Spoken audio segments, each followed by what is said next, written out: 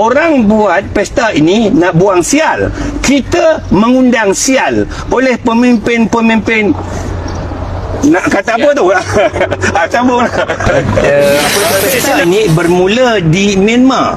Namanya Ting Yen. Ya, sebelum merebak ke Thailand jadi Songkran, Laos dan Cambodia. Jadi mengikut ajaran daripada Buddha ini, nak buang sial, maka kita kena mandi. Pada masa yang sama mereka buat juga di wat ataupun di rumah ibadat mereka. Maka proses itu berjalan, termasuk pembersihan kawasan rumah ibadat ataupun temple, kuil dan sebagainya. Maknanya sumber pesta ini bukan sumber daripada budaya dan agama kita. Maknanya sumber daripada ajaran Buddha untuk buang sial. Masalahnya bila datang ke Malaysia ini, kita mengundang sial. Ini masalah yang berlaku dalam masyarakat kita sekarang ini. Bukan? Maknanya asal usul daripada ajaran Buddha lebih kurang 2000 tahun yang dulu, untuk buang sial, cara dengan mandi, sembuh air dan sebagainya, kita tiru, kita ambil. Nak ambil tiru tu, kalau boleh dapat disesuaikan dengan cara budaya kita, tak apalah.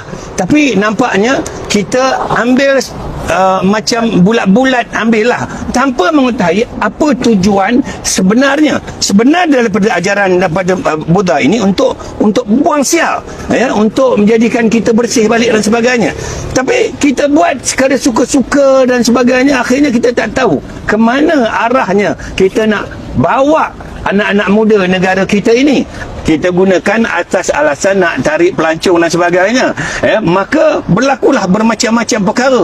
Saya berada di sini tidaklah tiap-tiap hari berapa beri.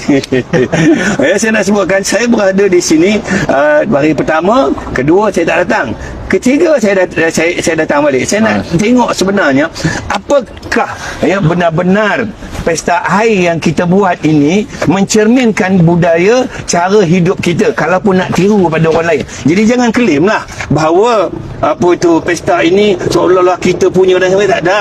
Kita tiru daripada orang lain. Asal usulnya namanya Ting Yen di Myanmar, Songkran dan sebagainya, dan dibuat cara tertutup. Kita pula buat cara terbuka, dia macam kelab malam terbuka lah. Itu saya kata, orang buat pesta ini nak buang sial.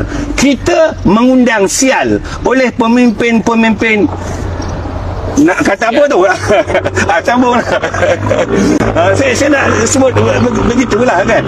Jadi saya nak sebutkan di sini, kita sebenarnya sedang mengundang sial. Orang lain membuang sial, kita sedang mengundang malapetaka dan sebagainya. Jadi saya nak sebutkan di sini, saya datang tu bukan untuk berseronok, bukan untuk join apa tu, ataupun untuk join diorang melompat-lompat, terkinja-kinja, tak tentu pasal dan sebagainya kan. Jadi saya join tu sebab bukanlah join, datang tengok. Datang tengok untuk melihat keadaan sebenarnya apa yang berlaku di situ kan. Dan amat nyata sekali bahawa pesta ini bukan pesta sebagaimana asal usulnya nak buang sial, tapi kita sedang mengundang sial ke negara kita ini oleh pemimpin-pemimpin yang perkataan itulah yang sepatutnya kita gunakan. Ni saya tak nak cakap lah, nanti kena lagi kan. Lagi apa nak tanya lagi, sila.